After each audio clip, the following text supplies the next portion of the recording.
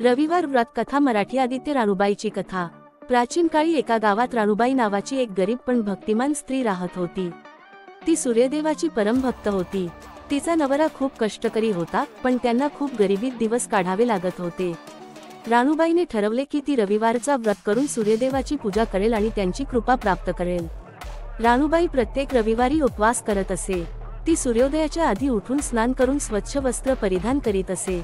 नंतर ती सूर्यदेवाला अर्घ्य देऊन गव्हाच्या पिठाचे दिवे लावून पूजा करत असे। ती मनोभावे सूर्यदेवाचे स्तोत्र आणि आरती म्हणत असे। कथेचा प्रसंग। एके दिवशी राणूबाईच्या नवऱ्याला रानात काम करताना खूप त्रास झाला। त्याने राणूबाईला विचारले, हे सर्व कशासाठी? त्यावर राणूबाई म्हणाली, मी सूर्यदेवाच्या कृपेसाठी हे व्रत करते। ते आपल्याला सुखद समृद्धी देतील।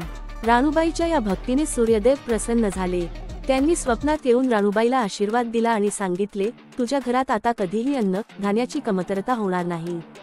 तुझ्या पतीला चांगले काम मिळेल आणि तुमचे जीवन सुखमय होईल।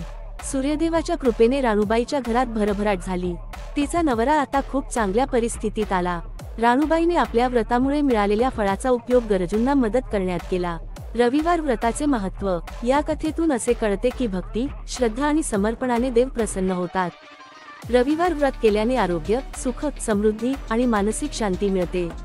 व्रत पद्धती। रविवारी उपवास करा। सूर्योदयाच्या वेळी सूर्यदेवाला अर्घ्य द्या।